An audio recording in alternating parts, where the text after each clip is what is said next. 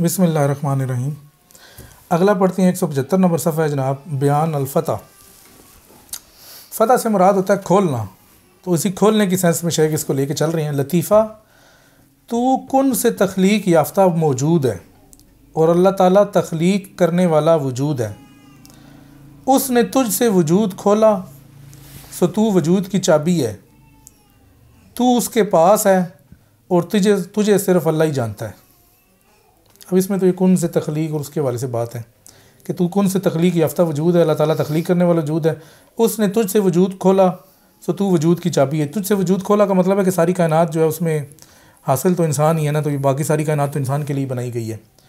तो असल मकसद तो तुझे बनाना था, तो इस वजह से इतना सब कुछ बनाया, तो ये पूरा वजूद खोला, तो तू वजूद की चाबी भी बन गया। तू उसके पास है और तुझे सिर्फ अल्लाह ही जानता है। उसके पास से मुराद ये भी कह सकते हैं कि उसकी अपनी आयान वाली हालत में जो है तू उसके पास ही है और उस हालत में तो सिर्फ वही जानता है। इशारा, क्या तू जानता है अल्लाह ने सबसे पहले तुझ में कौन सा दर खोला? तेरे नफ्स का दर। सो जब तू जाहिर हुआ तो तूने तकब्बुर किया, फिर उसने तुझे भूखा रखा तो तू मोहताज हुआ। ये तो बिल्कुल ही वाज़ी है।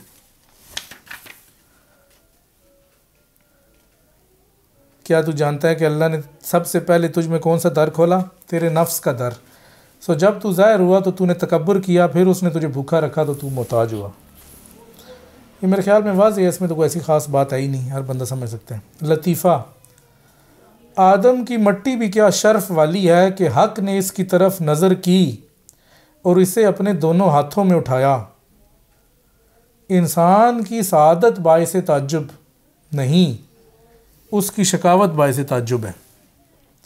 अब शेख कह रहे हैं कि ये आदम की मट्टी को देखें या पूरी जो इंसानियत बनाई है अल्लाह ताला ने, कि इसको अपने दोनों हाथों से बनाया। दोनों हाथों से मुराद यही है कि बाकी कायनात जो है वो एक हाथ से बनाई, तो वो सिर्फ़ जो उसका हुक्म है उस पर मानती हैं, उस पर मतलब उनका अपना अमल दखल नहीं, इख्तियार नहीं है।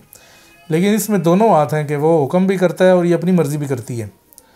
तो उसके बाद कहते हैं कि ये मसला नहीं है कि इंसान जो है सादतमंद हो जाए, क्योंकि जब हक़ से उसका ताल्लुक़ जुड़ गया तो वो सादतमंद होना तो वैसे ही समझ में आ गया। ये शकी किस तरह हो गया? अब इस पे गौर करो, इसमें शकावत कहाँ से आई? असल नुक्ता इसमें जो है वो शेख बताना चाह रहे हैं, जिस पे गौर का कहना चाह रहे हैं कि गौर करें आप। वो ये बात है कि इंसान कोई भी इंसान वो अगर सादतमंद हो जाए, वो नेक हो जाए, वो जन्नत में चला जाए, ये तो कहते हैं बड़ी आसान बात है, क्योंकि हक़ ताला के साथ इसका तल्लुक़ है।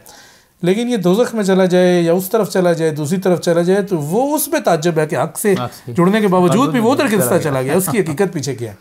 बस ये आप गौर करने के लिए शेख ने आगे छोड़ दिया कि आप इस पर ख़ुद गौर करें। अगला लतीफ़ा भी इससे मिलता जुलता है।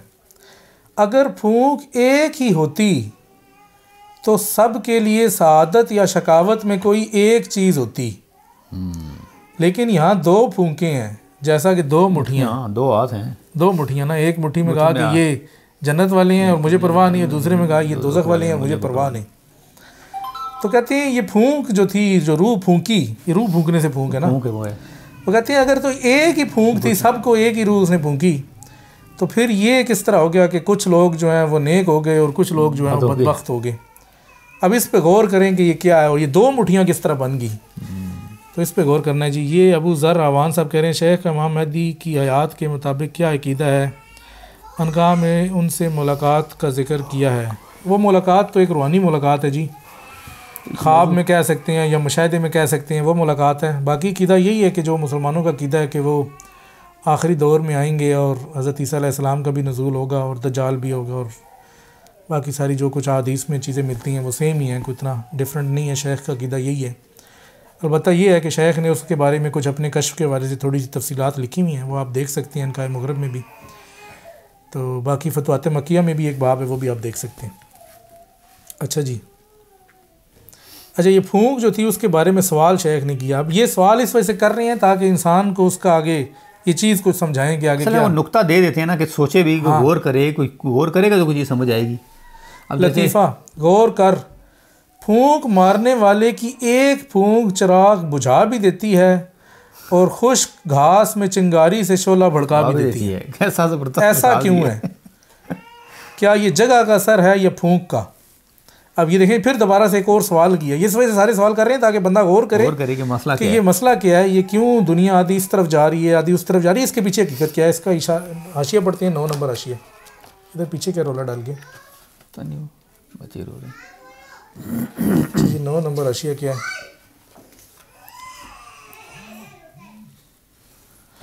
अच्छा जी, शेख अकबर फतवात मक्किया के बाब नंबर 57 में फरमाते हैं, बेशक अल्लाह ताला दायमी अता से मौसूफ है, लेकिन जगह ये सब अपनी इस्तेदादात के हक़ाइक़ के एतबार से कबूल करती हैं। जैसा कि तू कहता है कि सूरज अपनी किरणें तमाम मौजूदात पर फैलाता है और अपनी रोशनी से किसी पर बुखल नहीं करता, लेकिन मुख्तलिफ़ जगह अपनी इस्तेदाद के बायस इसकी रोशनी कबूल करती है, कोई ज़्यादा करती है कोई कम करती है। हर जगह असर की इजाफत सूरज की जानिब तो करती है, लेकिन अपनी इस्तेदाद से गाफिल रहती है। अब इस सूरज को आप उस फूंक से भी तशबीह दे सकती हैं और अपने आप को आप अपनी यानी साब्ता से भी तशबीह दे सकते हैं कि आपकी जो अपनी असल हकीकत थी उसने किस हद तक उसकी फूंक को कबूल किया। कहते हैं ठंडा जिस्म उसकी हरारत से लज्जत महसूस करता है और गर्म जिस्म उसकी हरारत से तकलीफ़ उठाता है। नूर तो अपनी ज़ात में एक ही है और इन दोनों अशख़ास ने इसी एक शय से लज्जत और तकलीफ़ महसूस की। अगर ये लज्जत और तकलीफ़ सिर्फ नूर से होती तो ये एक ही थी हकीकत आ करती। कहते हैं लज्जत तकलीफ़ उधर से नहीं है, वहाँ से जो चीज़ आ रही है वो ना लज्जत दे रही है ना तकलीफ़, ये तो अपने जो अपनी इस्तेदाद है उसके मुताबिक है। अब सूरज देखें, सूरज तो एक ही तरह का ही है, अब वो रोशनी तो एक ही तरह की आ रही है, वो सरफेस है, कुछ वाइट सरफेस है तो वो उसको उसका असर जो है जज़ब कर रहा है, रिफ्लेक्ट कर रहा है। अच्छा, उसने वही अता किया जो उसके बस में था। नूर ने तो वही अता किया जो उसके बस में था, उसका तो वो उसकी अता तो दायमी है, लेकिन यहाँ पर कबूल करने वाले का भी एक हुक्म है जो लाजिम है। इसी तरह फूंक मारने वाले की एक ही फूंक है जो कि हवा है, चिराग बुझा भी देती है लेकिन खुश्क घास में शोला भड़का भी देती है। हवा तो हकीकत में एक ही है, फूंक तो एक ही है, लेकिन जब उसकी जो आगे वाली चीज़ थी उसकी इस्तेदाद मुख्तलिफ थी, उसने उसका मुख्तलिफ असर लिया। जो दूसरी चीज़ थी उसकी इस्तेदाद मुख्तलिफ थी, उसने उसका मुख्तलिफ असर लिया। तो अब इस तमाम जो तशरीह है इसको अगर आप पीछे के साथ जोड़ के देखेंगे तो आपको पता चलेगा कि इंसान के अंदर सादत और शकावत जो है वो बेसिकली उसकी अपनी इस्तेदाद के तहत है। इसमें हक़ ताला का कोई अमल दखल नहीं है कि हक़ ताला की वजह से उसने आधे बंदों को जन्नत में डाल दिया और आधे बंदों को दोज़ख में डाल दिया। ये अपनी इस्तेदाद है, ये उनकी अपनी इस्तेदाद है कि हक़ की अतायात को किसी ने कबूल किया, किसी ने नहीं किया। जिसने कबूल किया वो इस तरफ चला गया, दाईं तरफ हो गया, जिसने नहीं किया वो बाईं तरफ हो गया। तो ये 3-4 लताइफ और इशारात से शेख ने जो है ना बिल्कुल ये बात वाज़ेह की है। किसी बंदे का इस हवाले से सवाल है तो बता दें, वैसे तो वाज़ेह ही है ये। लतीफ़ा अगली आगे चलते हैं। वजूद तो हक़ का है, इंसान का नहीं। वजूद तो उसी का ही है ना, ठीक है। इंसान तो इस वजूद की चाबी है, ये वो चाबी है जिससे वजूद खुलता है और खुलते वक़्त अस्मा इंसान की तरफ आते हैं तो कोई इनसे शकावत पाता है तो कोई और कोई सादत पाता है। वही बात है ना, असल चीज़ तो वही है ना। चाबी तो चलें ये इंसान हो गया ना, तो बाकी दोनों चीज़ें उसी के अंदर मौजूद हैं, शकावत भी और सादत भी है। शकावत और सादत तो इसी के अंदर ही थी ना। अस्माए आए तो किसी ने इसम के मुताबिक किया तो शहीद हो गया, किसी ने इसम की मुखालफत की तो शकी हो गया। वजूद तो उसने दिया हुआ है, वजूद तो हक़ का ही है, इंसान का तो है नहीं, इंसान का वजूद है नहीं। ये बड़े एक छोटे से जुमले में शेख ने सारी पूरी बात ही वाज़ेह कर दी है, कोई चीज़ें पीछे छोड़ी नहीं है।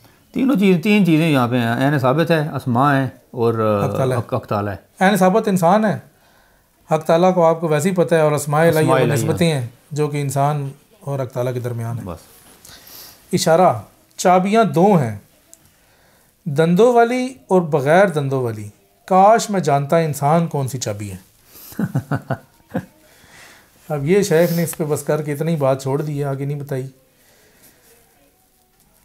कि ये क्या है। अब इससे दंदों से क्या मुराद है और बग़ैर दंदों से क्या मुराद है। चाबी में तो हमने खैर देखे हुए हैं, बग़ैर दंदों वाली भी होती है आजकल। हाँ आजकल होती, पहले शुरू में होती थी ना, एक लंबी सी यूँ होती थी, पुराना ताला होता था ना, धंधे तो होते थे उसमें। नहीं, बगैर धंधे की होती थी, बस सीधी जाती थी, उसको यूँ ऊपर करते थे तो खुल जाता था, नीचे करते थे तो इस तरह से था कुछ। इशारा, इंसान वजूद और इबादात के होने की चाबी है, उसी से अज़ल ज़ाहिर हुआ और वही अबद का दर खोलता है।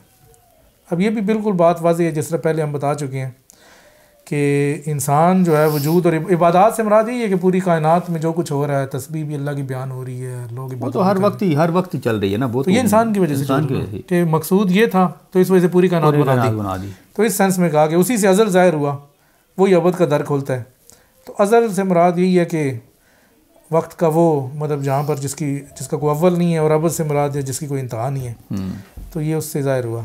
लतीफ़ा, ए इंसान, चाबी यानी वजूद फेंक कर अल्लाह की तरफ दौड़, वो तुझे अब्दी सादत से हमकनार करेगा। अबू यजीद बस्तामी से भी यही कहा गया, अपने नफ्स को छोड़ और आ जा। अब यहाँ पर वजूद चाबी फेंकने से मुराद ये है कि वजूद वो जो अदम वाली हालत में, अदम वाली हालत या अपनी हकीकत में वो जो मोहताजी वाली हालत है, क्योंकि वजूद के साथ तो उसके लवाजमात है ना, और लवाजमात के साथ उसकी जो बाकी चीज़ें हैं कि जी वजूद जब हासिल हुआ तो फिर क्या क्या कर सकता है। तो जो अपनी असल पे आ जाएगा, अल्लाह की तरफ जब जाएगा तो अपनी असल के तहत ही जाएगा, वजूद छोड़ के आजी और ज़िल्लत और मोहताजी। वजूद के साथ नहीं जा सकता। वजूद से मुराद है कि जो इस वजूद के लवाजमात और जो तो नफ्स, जिसको दूसरी सेंस में नफ्स है ना, नहीं नफ्स वो जैसे अबू यजीद को जैसे आगे कहा कि वो नफ्स वाली बात, अपने नफ्स को छोड़ और आ जा। नफ्स को नहीं, नफ्स को तो उस तरह नहीं छोड़ सकता। नफ्स से मुराद यही है, उसकी सारी चीज़ें छोड़ने से मुराद ये नहीं कि उसको पक्का ही छोड़ के आ जा पीछे ही, यानी उसके अंदर आजी वाली कैफियत ला, उसके अंदर मोहताजी वाली कैफियत ला, तब मेरे पास आ। वो अकड़ और वो जो सारी चीज़ें, अकड़ और तकब्बुर और वो सारी चीज़ें छोड़ के तब मेरे पास आ और अपनी हकीकत पे आ। तो ये जनाब था हमारा अल-फतह का बयान, ये मुकम्मल हो गया।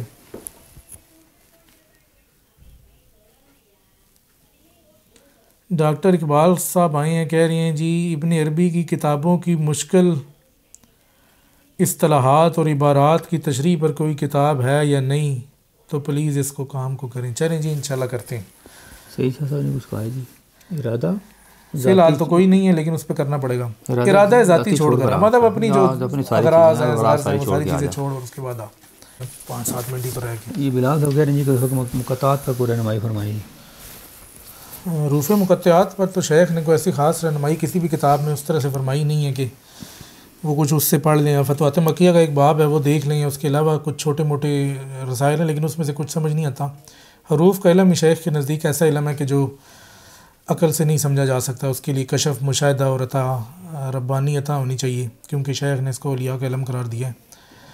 तो ये हमारे नज़दीक तो अकल से ना कोई पढ़ा सकता है, तो ना कोई समझा सकता है। अल्लाह ताला ही आप पे अता करे तो हो सकता है, अल्लाह ताला से मांगे, उसी के फजल करम से। ये अगर वो आपको देगा तो इंशाल्लाह आप पे हर चीज़ खुल जाएगी, और फिर हम आपसे पूछा करेंगे। चीज़ों के हक़ाइक़ जो है ना वो आप पे वाज़ेह होंगे। मेन तो बात दुआ भी यही करनी चाहिए कि अल्लाह ताला हमें चीज़ों के जो हक़ाइक़ हैं उनसे आशना फरमाए, उनके बारे में हमें मुतला करे। सही सब क्या कह रही जी। मैथमेटिकल को रिलेशनल डिस्कशन है मेरे शेख की कोई आप भी थोड़ा इस पे वाज़े करें ना कि किस तरह से है। आप अपने इल्म के मुताबिक कुछ उसमें थोड़ा सा कुछ ऐड करें। अगर नहीं कर सकते तो मतलब लिख के नहीं कर सकते तो बोल के मुझे व्हाट्सएप पे कर दें, हम उसको भी डाल लेंगे कि समझ में आए, या हमें कम से कम पता चल जाए। बल्कि नेक्स्ट में इस तरह भी करते हैं कि इसमें कुछ साउंड वो ना उसका भी करते हैं, कुछ व्हाट्सएप का भी नंबर डालते हैं कि बोल के आप लोग जो नहीं है वो हमें मैसेज कर सकें, और उसको फिर हम बाद में वीडियो में भी ऐड कर दें और यहाँ पर भी कुछ थोड़ा बहुत चला दें। अबू ज़र अवान साहब कह रहे हैं फतवाहात का तर्जमा हो रहा है, आपका तर्जमा आउट ऑफ स्टॉक है जी। फतवाहात का तर्जमा भी फ़िलहाल तो रुका हुआ है, कुछ हमने किया था लेकिन अभी फ़िलहाल वो पुराना भी आउट ऑफ स्टॉक है और नया भी अभी तक काम रुका हुआ है। अशिया बिलाल अहमद ख़ान साहब कह रहे हैं अशिया की फ़ितरत का इल्म की वजाहत कर दें। अशिया की फ़ितरत के इल्म की वजाहत करें। अशिया की हकीकत का इल्म, वो फितरत का क्या है? वही फितरत। अशिया की हकीकत का इल्म मतलब ये आपने किस जगह से निकाला है? अशिया की हकीकत से मुराद वही है कि जो भी किसी शय की असल हकीकत है उसका जो इल्म होगा वही उसका असल इल्म होगा, बाकी तो सारी बातें हैं। सोहेब खान साहब कह रहे हैं शेख के अपने नात और हमद के अशार हैं। जी बिल्कुल हैं, शेख का बहुत बड़ा दीवान है, इधर पीछे ही पड़ा हुआ है, यहाँ पर ये आपको नज़र भी आ रहा होगा, ये पीछे करके वो, तो उस दीवान में पूरा हर तरह के अशार हैं और हमद के और तो नात के काफ़ी अशार हैं। मोहम्मद राशिद साहब कह रहे हैं शेख के नज़दीक अशिया के हक़ाइक़ साइंसी लिहाज से हैं या कोई और हैं? तो देखें साइंसी लिहाज से भी बात उधर ही पहुंचती है। अगर साइंस हकीकत तक पहुंचेगी तो वहीं पर ही पहुंचेगी जो असल हकीकत है। तो शेख ने जो बातें बताई हैं वो तो बेसिकली कशफी बातें हैं, और कशफ से मुराद है कि उन अशिया की हकीकत के मुताबिक जो चीज़ें बताई हैं। साइंस अभी कोशिश कर रही है कि उन तक पहुँचे, और जब उधर पहुँचेगी तो वो चीज़ें सेम हो जाएंगी। लेकिन अभी हमें साइंस का तो इतना इल्म नहीं है कि किस हद तक साइंस उसके करीब पहुँच गई है। अलबत्ता ये है कि शेख ने जो कशफी बातें बताई हैं उसके उनके दौर में तो ऐसी कोई साइंस थी नहीं कि अगर आपका कोई साइंस से रिलेशन है तो आप इसको जोड़ के तो कोई हमें भी बता सकते हैं कि ये इब्न अरबी रहमतुल्लाह अलैह की कोई बात है तो वो साइंस में किस तरह से जुड़ती है। हाँ, ये तो वो ही बता सकते हैं जिसका साइंस पे अच्छी खासी ग्रिप हो, क्योंकि हम तो क्योंकि उस तरह से साइंस के तालिब इल्म नहीं है। अच्छा जी, आगे। डॉक्टर इकबाल खान साहब कह रहे हैं इब्न अरबी की किताबें अवाम की इस्तेदाद से काफ़ी ऊंची हैं। आप बहुत आसान तरीके से समझा रहे हैं, मगर शरह पर काम करना बहुत ज़रूरी है, इससे आम आदमी भी समझ जाया करेगा। देखें जी, हमने तकरीबन पीछे 15 साल से हम किताबें खाली लिख रहे थे, तर्जमे कर रहे थे, तो एट दी एंड हमें यही अंदाज़ा हुआ जितने भी लोगों से मिले कि समझने वाले बहुत कम हैं, और जो दुनिया है वो सही तरह से समझ नहीं रही। क्योंकि इस्तेदादात का जिस तरह बात हुई, इस्तेदादात का बड़ा फ़र्क होता है। तो अभी हमने ये इसी वजह से सिलसिला शुरू किया कि किताब पढ़ते हैं और फिर उसके बाद डिस्कस करते हैं, लोगों के सवाल लेते हैं, ताकि जितनी थोड़ी बहुत हमें कुछ समझ आई है तो उसके हवाले से बात खुल जाए और वाज़ेह हो जाए।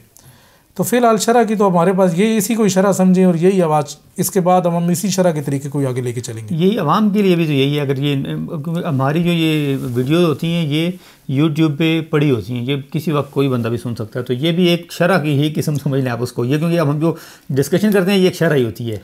यही शरह है। अब हम लिख के तो शरह कर नहीं सकते, लिख के करना फिर वो एक अलग से समझ लें कि उसके लिए टाइम चाहिए, क्योंकि फिर तराजुम जो है फिर वो रह जाएंगे अगर हम शरह के ऊपर आ जाते हैं। तो बिलाल अहमद ख़ान साहब कह रहे हैं अस्माए हुस्ना की तशरीह की कोई किताब सजेस्ट करें।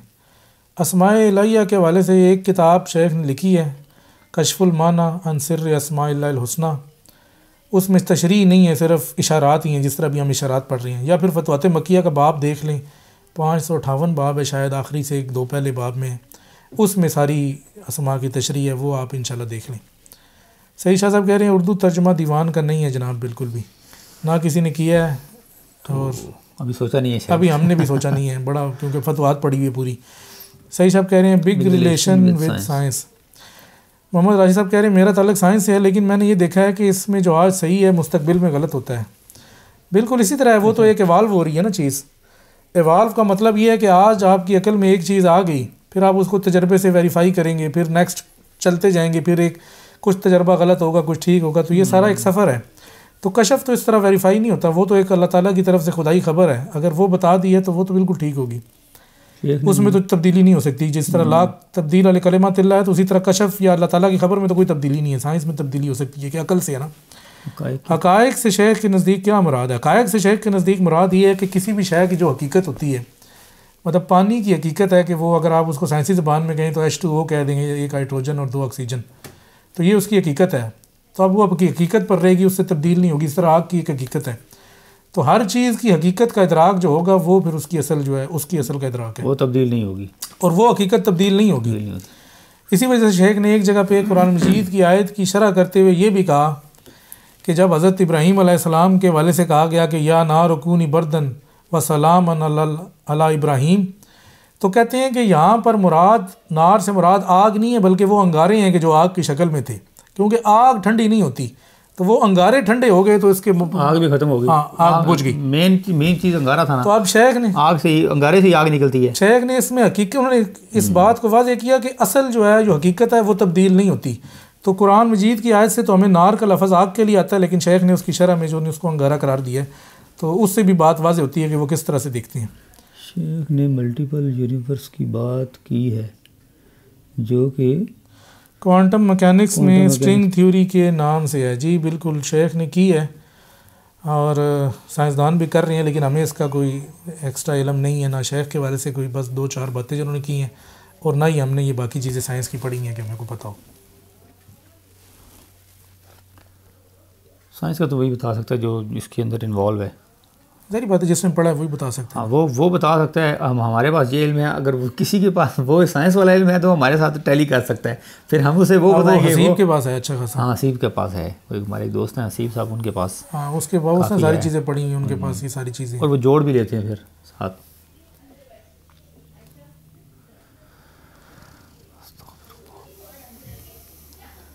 चलें जी, और किसी का सवाल है या नहीं है? मेरे ख्याल में टाइम भी हमारा मुकम्मल हो गया, 8 बज गए, 5 मिनट हो गए। तो अपनी मजलिस की आज की मजलिस को ख़त्म करते हैं। आज की नशिस्त में हमें इजाज़त दें। इंशाल्लाह 2 दिन बाद संडे में आपसे दोबारा मुलाकात होगी। अस्सलाम वालेकुम वरहमतुल्लाहि वबरकातुहू।